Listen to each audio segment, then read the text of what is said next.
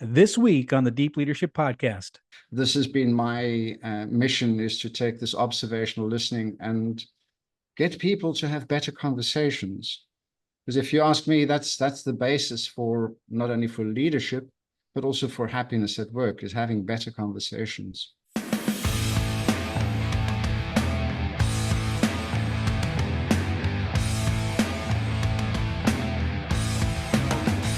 This episode is brought to you by the Salty Sailor Coffee Company, the official coffee of the Deep Leadership Podcast. Salty Sailor is a veteran-owned coffee brand on a mission to deliver premium, fresh roasted coffee while making a positive impact in the world. Their motto is drink coffee and do good, which reflects their commitment to making amazing coffee and actively supporting the military community. 10% of every order goes to the Navy Marine Corps Relief Society, an organization dedicated to helping sailors, Marines, and their families in times of need.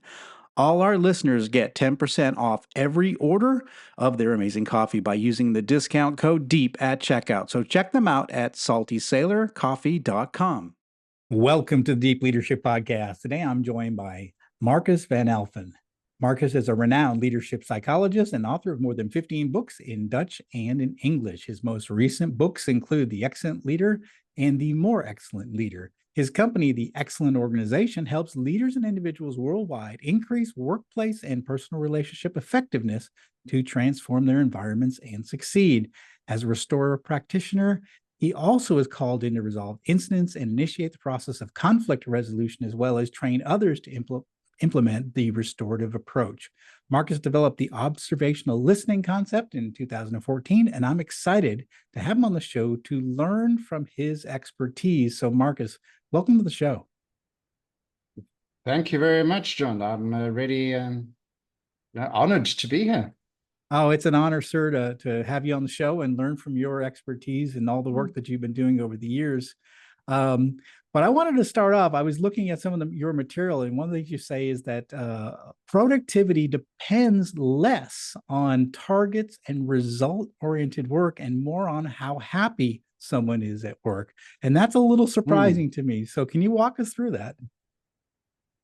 Oh, yes, I can. There's so much recent research. I even read I read a study of this year.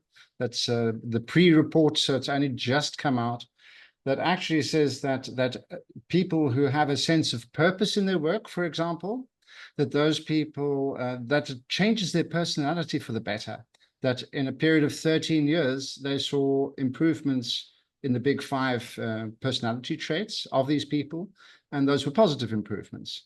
So just simply having purpose. And to me, that is part of job happiness. If you are doing if you're doing a job just for the salary, that's a completely different motivation than if you're doing this because it fits with who you are. If you're an authentic person and you can be authentic and you feel that you're contributing to whatever it is that you're contributing to, the sense of purpose, this fits, as far as I'm concerned, perfectly with this concept of happiness.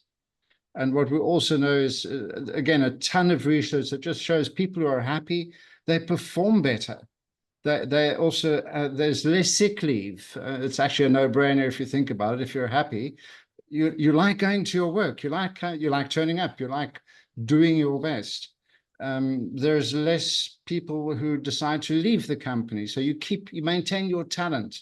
So you spend a lot of work as an organization to attract this good talent. And this to me is actually a very simple way to retain your good talent, is make sure that your people are happy in what they are doing. So that's might be a couple of different aspects thrown in at once. But that to me is the essence. Which is very interesting because we don't talk about that. You know, when we get trained up leaders, we teach them, all about goals, and we've got to hold people accountable at targets and what have you. But nobody talks about being, maintaining their or working to make sure your employees have purpose and they're happy and they like what they do. But you're saying that has a bigger effect, which is unusual. We should be spending more time on this side, I would imagine.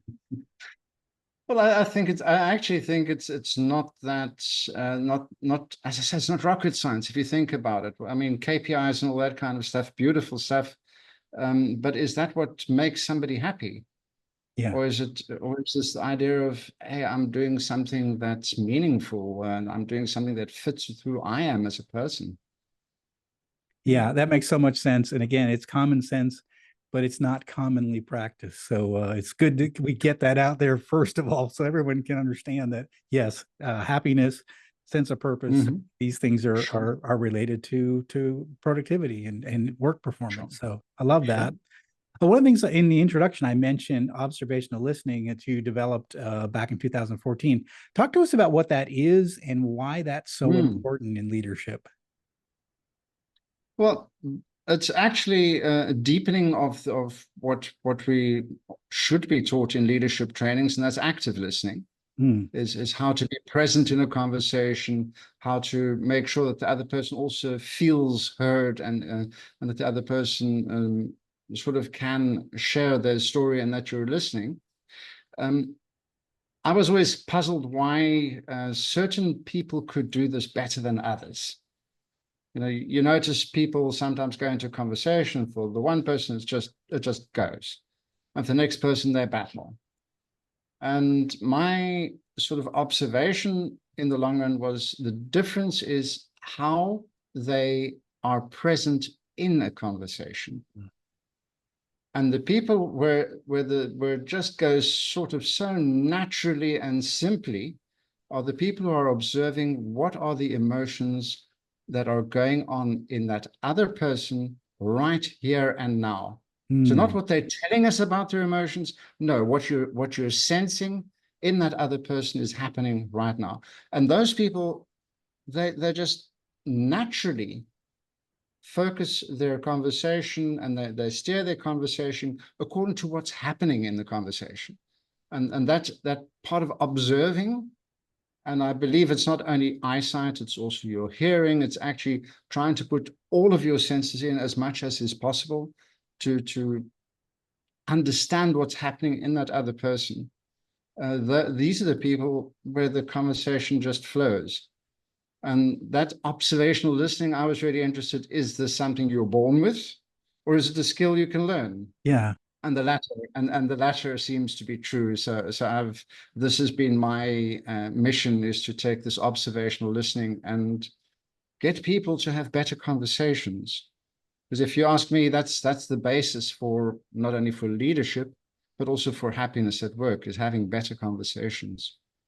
I love that you started with being present. It's something that I talk about a lot. It's one of Sure. the most important things we do as a leader is be present. But one of the things what I like what you said is that this is something that can be learned. And so Yes. one of the areas you might someone might say is like I'm sorry, I lack empathy. I'm an accountant. I'm an engineer. I'm a whatever. I lack empathy, right? But you're No, saying right. you don't necessarily have to have empathy. You have to be No. present and you have to be observing what's happening with all of your senses. And that's Sure. not being Sure. empathetic. That's actually being an active an active player in the conversation. In a way, it's both, because I'm saying that empathy is this. Yeah. Empathy is listening to, being present, and just trying to observe and trying to use all your senses to get the best approximation possible of what's going on in the other. And just for listeners who might be thinking, well, I'm an engineer. Well, guilty. I was an engineer too. I started my career as an electrical and electronic engineer. So I don't think it's got to do with the profession you choose. I think it's got to do with just being aware, hey, hang on, I can tell electrons to go left or right, but people, different kettle of fish. Yeah, I knew your background was in engineering. That's why I touched on that. And I'm also an engineer. So, and we're talking about leadership. So we're talking about things that are not, we didn't learn in engineering school at all, for sure. Yeah. No, definitely not. No. Yeah. So your books, an excellent leader and a more excellent leader. So I have to ask the question, what are some of the, what are some of the, is it characteristics or personality traits or things that they do? What makes an excellent leader? Well, this is exactly it. This whole idea of that you need to be born a leader, in other words, have certain personality traits and things like that. I don't believe that's entirely true. Yes, of course, it's easier if you, for example, are a slightly more open person and you're slightly more friendly and things like that. But that doesn't mean that you cannot learn things. And my point of departure in all of these books as well is start observing what you can already do. Start observing what works and what doesn't work. And it's a very simple but not easy thing to do. Is that what works? Do more of it. And that Yes. what doesn't work, do less of it. So to me, that's already a very basic thing. I believe everybody already has a certain amount of empathy in them. So they can do this already. It's just they're not aware of it. So my whole idea behind this observational listening is how do we make people more aware of the capacities they have and just put these capacities in, just more consciously, more goal-oriented, more consistently. And that's the way we can find an easier way to converse with people. That to me is the ideal. Yeah, it's interesting because we as humans, we have all sorts of relationships outside of work, right? Where we're Sure. probably, if you're married, you've had to, probably had to date, you probably had to be empathetic at some point in your life, right? So Sure. and is it that we leave our if we leave that at the doorstep to work and we think that we don't have to bring that to work? But I mean, I think people have the capacity for it Exactly. outside of work. You're saying we need to bring that into work. Exactly. And this touches on this myth that we're all brought up with, at work, no emotions, please. Yeah, we're completely rational and things like that. And I think cuckoo. I mean, how are you going to turn up at work without emotions? To me, that's just it's just not possible. Hmm. Yeah, I think, have you seen, I've been in the workforce for a long time, 30 plus years. And I think maybe when I first started my career, you probably could be emotionless at work and just play by the book. So Mm-hmm. I think today you can't. I think the situation has changed, and I think employees want to see real people. They want to work for Yeah. people that Yeah. are authentic and that have real emotions and they have real relationships versus this sort of part pulling the party line and saying, "Well, that's the way we do it here, and you need to follow the rules." Do you see that? Like, is it I changing think so, over yes. time? Yeah. Yes, I think so. And I think part of the answer to that is innovation. Hmm. If you're just doing very routine work where you don't have to think very hard, you don't have to be innovative, you don't have to collaborate. I mean, if I'm just turning in the same screw every day in some other assembly line, where's emotions come into play? And I think that a lot of the work that was very mundane has been automated. So the work that is left is collaborative. So we have to collaborate with one another. This immediately brings this whole subject of emotion. How do you collaborate with somebody without any emotion whatsoever? I mean, I find the idea of no emotions completely ridiculous because you wouldn't come out of your bed in the morning. You wouldn't turn up for work. Yeah, it's interesting. Yeah, it's who we are. It's our, it's who we are Exactly. as our authentic self. And I think we don't. I think our employees they don't want a fake boss. They don't want someone that's just sort of, no emotions, bad news, good news, and no emotion. I think No, that's not exactly what they want. They want someone who's genuine, someone that's approachable, they sure, can understand and sure, relate to. Yeah, so that's sure. interesting. And I think it goes to again, it goes back to being able, if you are that way, more authentic, then you're going to have those more authentic conversations as well, versus not just closing off and keeping everything. Well, this also fits very nicely with. I'm sure you've heard of Dacey and Ryan's self-determination theory. They come with the three needs that everybody has at work in order to feel happy, and to me, one of the most important is the sense of connection. Mm. So exactly what you say, having an authentic connection with an authentic other person already adds to your feeling of happiness. Yeah, Just as do those other two, then the other two, again, sense of purpose is part of what we call mastery or competence. So that sense of purpose is also what makes us happy. yeah, And the third one also again fits in with all of these is autonomy, that we have some way of being allowed to be who we are and also using our expertise in the way that we see fit. So mm, we have this capacity for adjusting our own work environment to fit not only the person we are, but also the work that we're doing, and be able to put all our own expertise in the equation as well, which to me is the whole reason you're hiring somebody in the first place. You're not hiring them to do a job. You're hiring them because they have expertise that you want, probably expertise you don't have yourself. yeah. Yeah, it's interesting you say that because one of the things, one of my observations, at least with bigger companies, is that we recruit and we bring in top talent, usually some young people, college graduates that they're excited to come to work for our company and they have expertise, Yes, but we tend to give them grunt work, especially in the early days because they're young and we just you got to earn your due and sure. so they get discouraged after about a year and they're no longer engaged and they're now we've lost another good engaged employee because we just haven't leaned on their expertise or gave them an Yeah. opportunity to use their expertise. And I know that there's a lot of people think this is a generational thing. Hmm. And I recently read a study that said, well, all this idea about it being generational is actually BS. Hmm.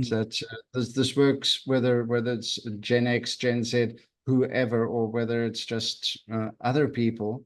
If people are bored at work, if people aren't challenged at work to the sufficient degree, the chances are they're going to leave. Yeah, absolutely. I mean, I left 8 years ago. I started my own company because I left corporate, and it was mostly because I lost the ability to use autonomy. So the Hmm. companies kept getting bigger and bigger, and they'd be more bureaucratic and more layers, and so in the early stages of these companies, they wanted guys on the like general managers Sure. like myself. They wanted people that could think on their feet. They And could think make for decisions. They could themselves. move Yeah. quickly. And so we were praised for that. And then as the companies got bigger and bigger and bigger, they wanted to control everything. And so we became villains, those that were thinking outside the box and using autonomy and their own vision to get things done. So I went from being a hero to a zero in these as the company got more bureaucratic. So for me, it was like there were less and less things I had authority to make Okay. decisions Yeah. on as a Yeah. vice president general manager. So I just said, you know what, I'm done with I'm this. out of here. Yeah. Yeah.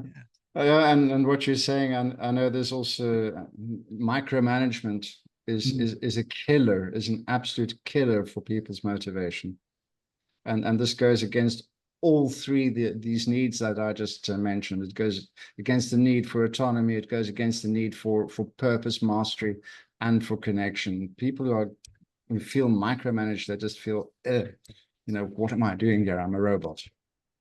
Yeah, I've been in a situation where I was micromanaged once, and I think the feeling I got was, this boss doesn't trust me, Yeah. because he's Yeah. telling me everything to do every minute of the day, and I'm like, Checking me every minute of the day too. yeah, yeah, yeah. And so it was almost like I don't trust you, Yeah. and so I have to detail everything you do because I don't trust you. And that's we don't stay in relationships where people don't trust us, right? We look for Nope. another No. relationship.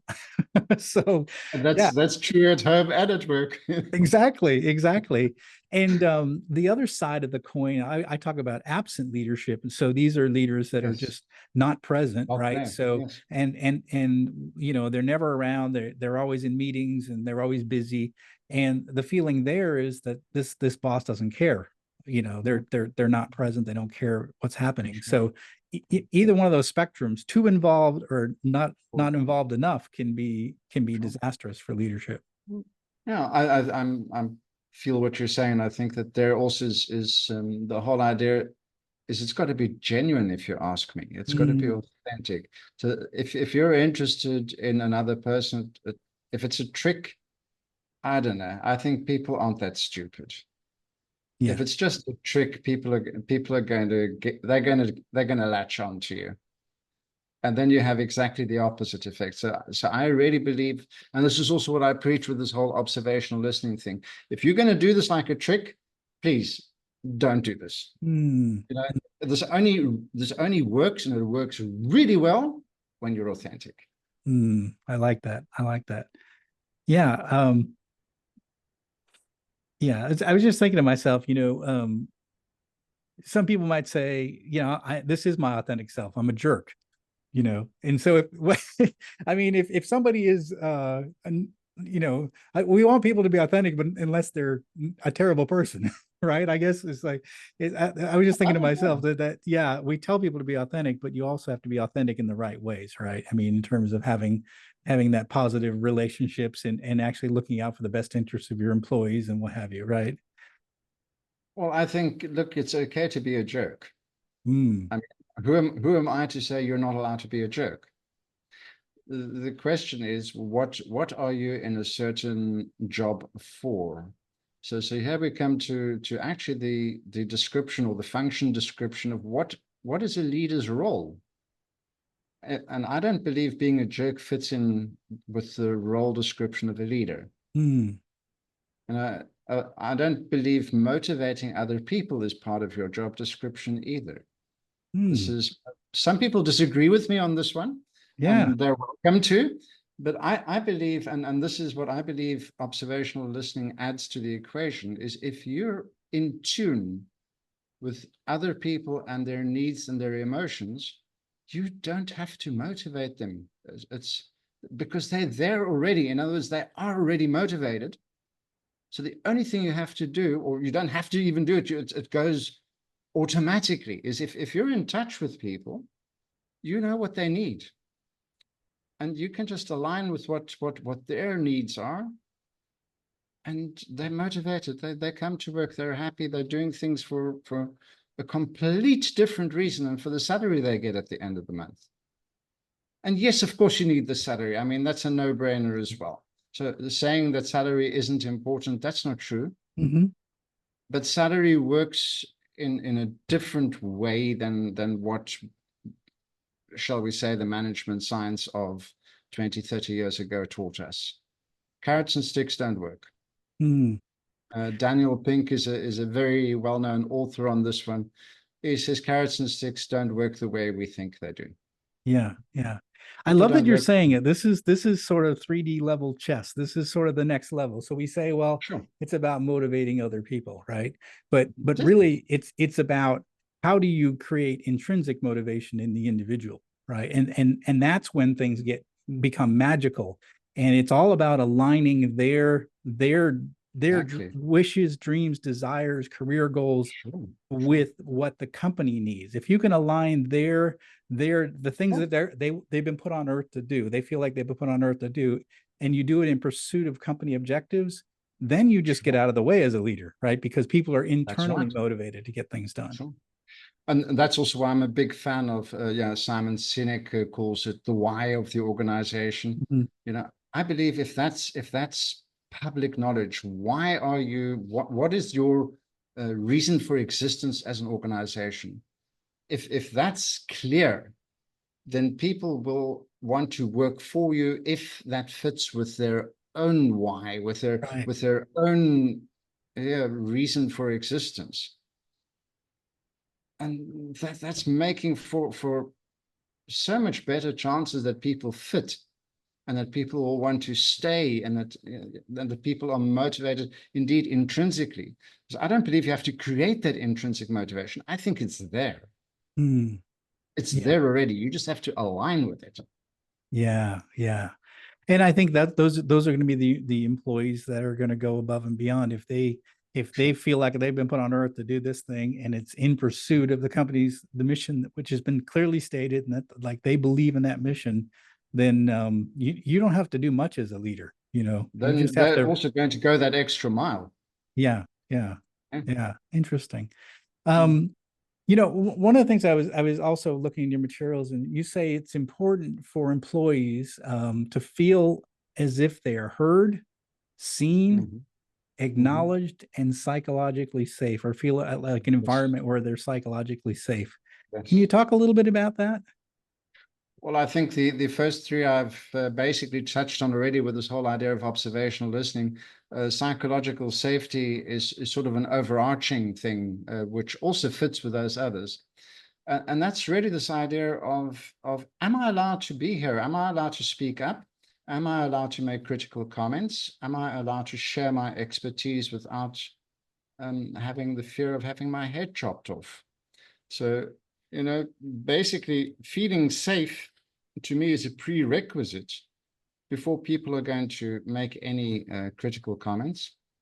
I can share a story, for example. Um, this was in a company, quite a large organization, and one of the directors, she decided, all this hiring people, I don't want to go through the procedures. I'm just going to hire a whole lot of people I've worked with in the past within this organization and previous organizations, and I'll make my management team that way. No, I don't know what you think. What are the kind of people? Who are the kind of people that she's going to approach to join her management team? I don't know. What do you think? Yeah, the people that think the same way she thinks, and that Exactly. that maybe they have Exactly. friends or close relationships. Yeah, yeah, So it was a lovely atmosphere in that management team, but yeah, it was disastrous because nobody opened their mouths. yeah, Nobody would even dare of saying, "Oh, wait a minute, shouldn't we be thinking about A, B, or C?" yeah, yeah. So, and this to me is okay. It's a little bit different to psychological safety. I believe that diverse teams are beautiful. They're brilliant, and they only work if people feel psychologically safe.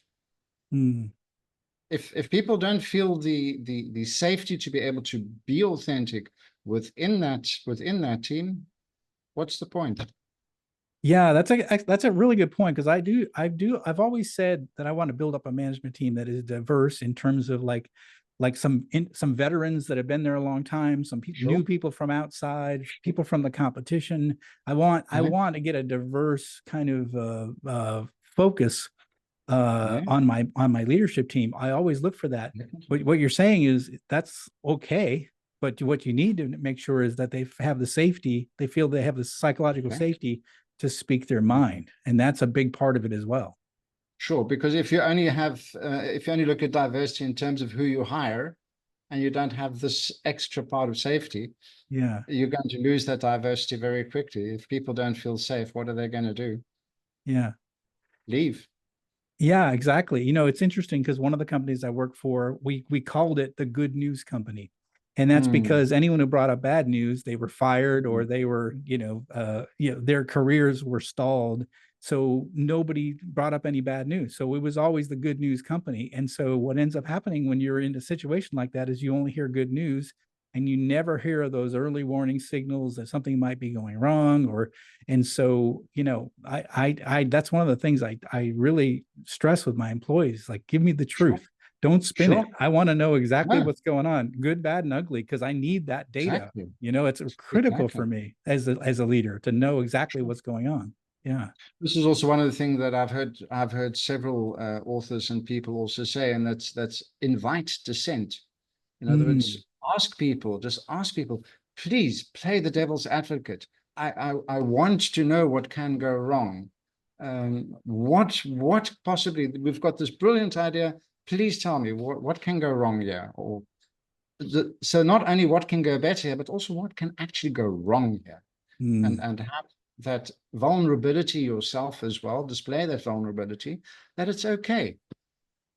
That even if it's my beautiful idea, I'm happy if you come and tell me why it's a BS idea. yeah, yeah. Well, and I think, I've worked for bosses like that, and I've tried to be that kind of a leader as well. Mhm. And I think that it's fun in those kind of Yeah, environments, because there is the sure. back and forth. There is hey, I think we should do it this way for these reasons. And I always found like if you give people that psychological safety, the ability to speak up, the best ideas have always come not from me, but Definitely. from the people in No, the room. And sometimes I always say it's the quietest person usually has the best idea, but that's just, I found the introverts tend to have, they're thinking while other people are talking. And so I always try to find that introvert and try to yes, give them an yes, audience, because they usually have a crazy idea that no one's talking about, and it'll change the whole conversation. So I really think that's important. Yeah. definitely, definitely, and also that introvert needs to feel that safety. So, Yeah. I'm a big believer of introversion. It's definitely isn't a disability. No. It has its, just like extroversion has its strength, so does introversion.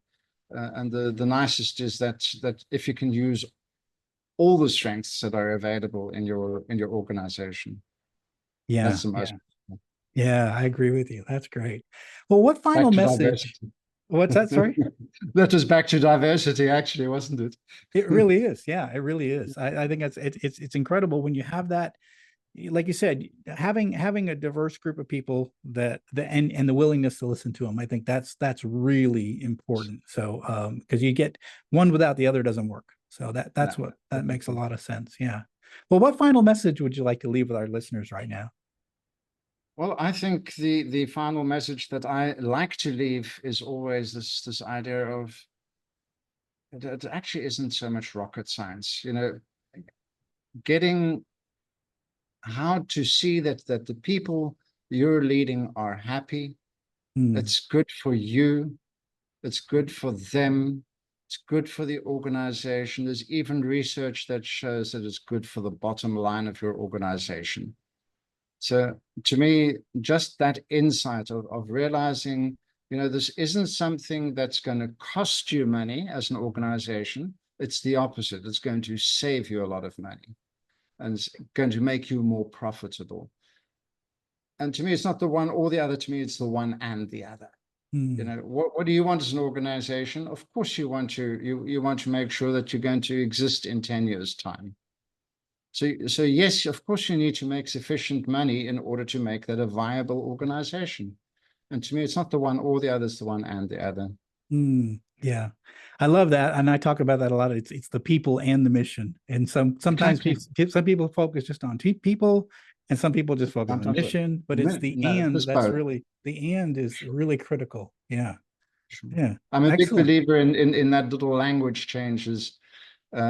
And this is also something I've noticed. The effective leaders, they tend to use the word and a lot more often than the word but. Yeah, And it's exactly this. It's not the one or the other, it's the one and the other. The yeah, two yeah. coexist. Yeah. Wow, that's powerful, powerful message. Listeners, I hope you heard that. It doesn't seem like it's rocket science, but it again, it's common, it's common sense, but uncommonly applied in today in the work environment. So if you can do as Marcus suggests, you're gonna have a better workforce, you're gonna get more things done, and it's gonna add to your bottom line. And how do we know? Because the research shows it. And I can Exactly. tell you, I have 30 years of practice that says it works. So Mhm. it's good advice, solid advice, and it works. So I really appreciate that. Marcus, how can our listeners find out more about you, your books, and your services? Well, the easiest way is just to visit my website. I have a website and I've called it excellent-leader.com. And that's the easiest way to get hold of me, to get hold of my books, to get hold of the training courses that I offer, of which the first one I offer is entirely free. Anybody's happy, anybody who wants to is welcome to just follow that course free of charge. Um, so that would be the easiest way, and other ways are via LinkedIn. Um, yeah, I think those are the easiest ways. So the books are also available on Amazon.com. So I think they'll find me. Well, we're going to put links in the show notes for Marcus's website, the for LinkedIn, as well as the Amazon for his books. And again, listeners, guess what? Free course. Again, we like to give things free on the show. So follow the link down here, and you're going to get a free course. And again, this will step up your ability to lead people. If you want to be a more excellent leader, this is a great starting point. So Markus, thank you very much for coming on the show. I've learned a lot from you, and you've confirmed some things, and you've opened my mind up on some other things. So I really appreciate you coming on the show and sharing your expertise today. Thank you also for having me. It was a wonderful pleasure to chat with you. Oh, thank you. Well, that's it for today. Thank you for listening to Deep Leadership. If you like this podcast, please subscribe and share so we can continue to build a world with better bosses. Until next time, this is John Rennie saying take care and lead well.